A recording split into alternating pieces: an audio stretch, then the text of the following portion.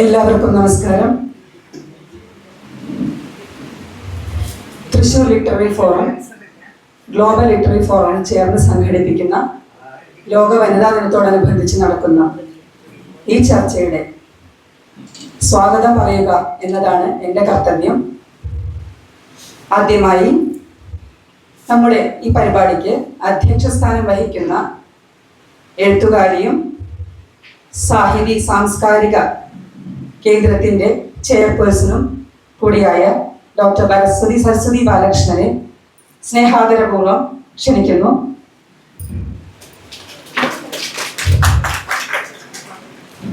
അടുത്തതായി നമ്മുടെ ക്ഷണം സ്വീകരിച്ചെത്തിയ പ്രശസ്ത എഴുത്തുകാരി ഡോക്ടർ KP സുധീര മാഡത്തിന് ഇപ്പോൾ ഒരു അംഗീകാരം കൂടി കിട്ടിയിരിക്കുന്ന സമയമാണ്. ഗ്ലോബൽ റൈറ്റേഴ്സ് ഫോറത്തിന്റെ ചെയർപേഴ്സണായി തിരഞ്ഞെടുക്കപ്പെട്ട ഈ വേളയിൽ മാഡത്തിനെ സ്നേഹാദരപൂർവ്വം ഈ പരിപാടിയിലേക്ക് സ്വാഗതം ചെയ്യുന്നു.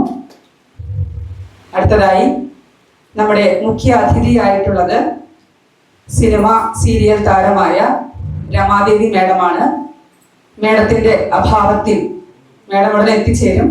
മാഡത്തിന്റെ അഭാവത്തിൽ മാഡത്തിനെയും ഈ പരിപാടിയിലേക്ക് സ്നേഹാദരപൂർവ്വം സ്വാഗതം ചെയ്യുന്നു. അടുത്തതായി മുഖ്യ പ്രഭാഷകം നടത്തുന്ന ഡോക്ടർ ദിവ്യ M ആണ്. മാഡത്തിനെയും എഴുത്തുകാരിയായ മാഡത്തിനെയും വളരെ സ്നേഹപൂർവ്വം ഈ പരിപാടിയിലേക്ക് സ്വാഗതം ചെയ്യുന്നു. ഇനി കൃതജ്ഞത രേഖപ്പെടുത്തുന്നത് എഴുത്തുകാരിയായിട്ടുള്ള സുനിത വിൽസനാണ്. സുനിത വിൽസനെയും സ്നേഹപൂർവ്വം പരിപാടിയിലേക്ക് സ്വാഗതം ചെയ്യുന്നു. അതുപോലെ തന്നെ ഈ പരിപാടിയുടെ കോർഡിനേറ്റേഴ്സ് ആയിട്ടുള്ള അപർണ ബാലകൃഷ്ണൻ, രാജലക്ഷ്മി മാനഴി തുടങ്ങിയവരെ വളരെ സ്നേഹപൂർവ്വം ഈ പരിപാടിയിലേക്ക് സ്വാഗതം ചെയ്യുന്നു. ഈ പരിപാടികൾക്കെല്ലാം നേതൃത്വം വഹിക്കുന്ന ഉണ്ണികൃഷ്ണ സാറിനെ വളരെ സ്നേഹപൂർവ്വം ഈ പരിപാടിയിലേക്ക് സ്വാഗതം ചെയ്യുന്നു. വേദിയിലും സദസ്സിലും ഇരിക്കുന്ന എല്ലാ വിശിഷ്ട വ്യക്തിത്വങ്ങളെയും ഒരിക്കൽ കൂടി സ്വാഗതം പറയുന്നു. എല്ലാവർക്കും നന്ദി, നമസ്കാരം.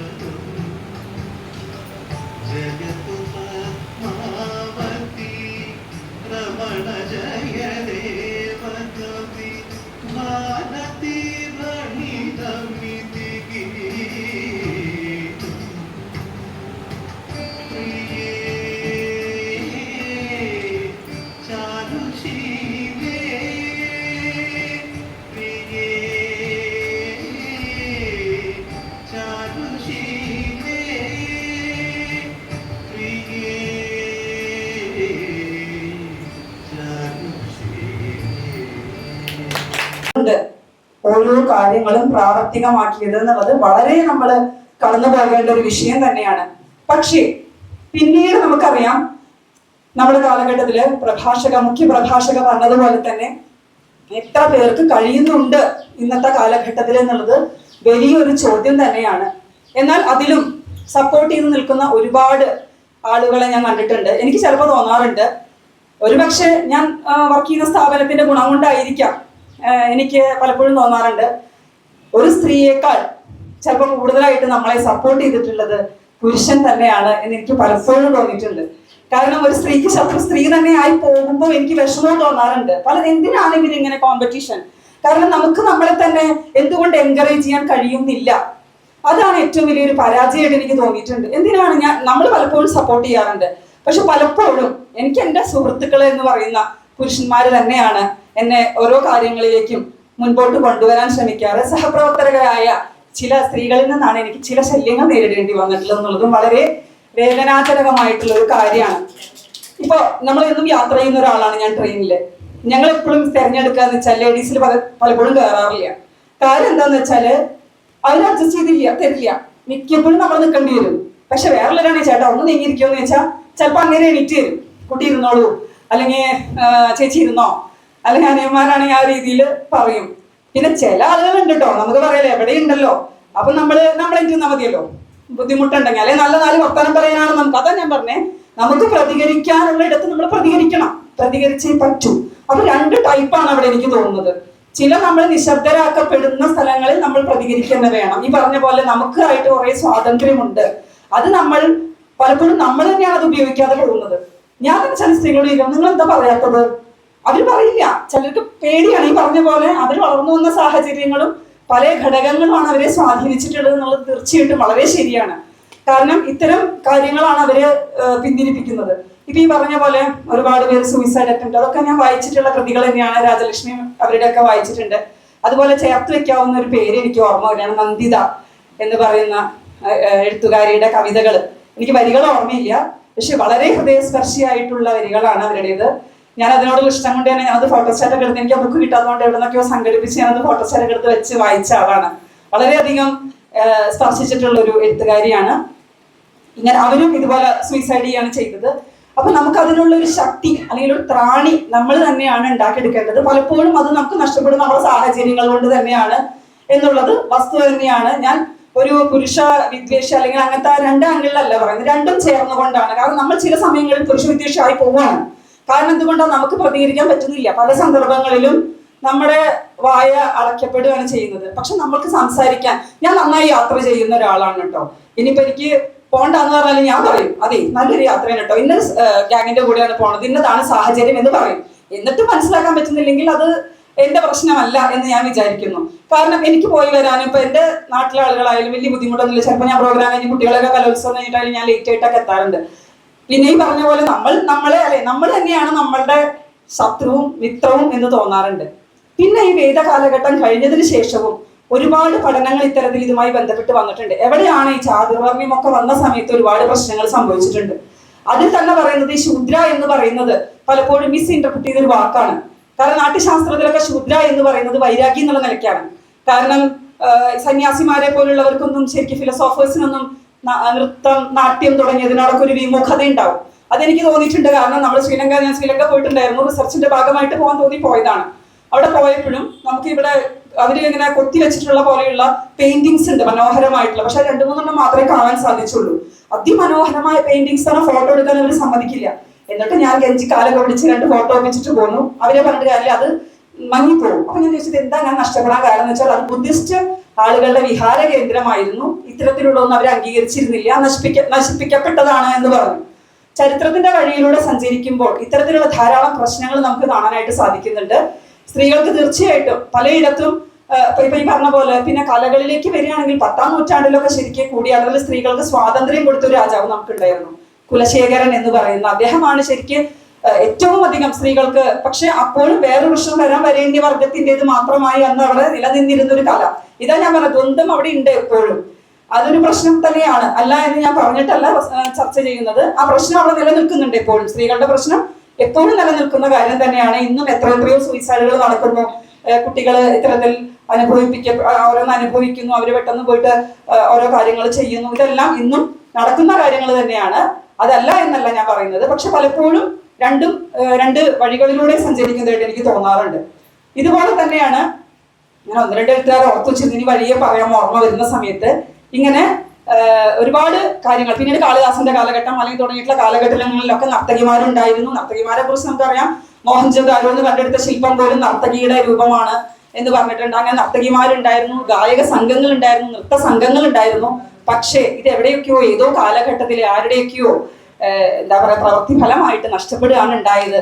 അപ്പൊ നമ്മൾ ചരിത്രപരമായിട്ട് അതിലേക്ക് ഒന്ന് തിരിഞ്ഞു നോക്കേണ്ടതുണ്ട് എന്ന് തോന്നുന്നു പല കാര്യങ്ങൾ. പിന്നെ ആത്മീയമായിട്ട് പറയുകയാണെങ്കിൽ തീർച്ചയായിട്ടും അവർ പറഞ്ഞ വാക്ക് കറക്റ്റാണ്. നമുക്ക് ഒന്നിനെയും പേടിയില്ല എന്നൊരു അവസ്ഥയിലെത്തും. തീർച്ചയായിട്ടും ഞാൻ നല്ലൊരു അത്തരത്തിൽ പോകുന്ന ഒരാളാണ് കേട്ടോ. അതുകൊണ്ട് എനിക്ക് ധൈര്യമായിട്ട് പറയാൻ പറ്റും, നമുക്ക് ഒരാളും വേണ്ട, നമ്മൾ ധൈര്യമായിട്ട് ഇരിക്കുക, അത് അങ്ങനെ നോക്കിക്കോളും. അല്ലെങ്കിൽ നമ്മൾ വിശ്വസിക്കുന്ന ആള് നോക്കിക്കോളും എന്നൊരു വിശ്വാസമാണ് നമ്മുടെ ഉള്ളില്. അത് തീർച്ചയായിട്ടും എപ്പോഴും നമുക്ക് അനുഭവങ്ങൾ കൊണ്ടാണല്ലോ, അതൊരാളെ പറഞ്ഞു ഫലിപ്പിക്കാൻ പറ്റില്ല.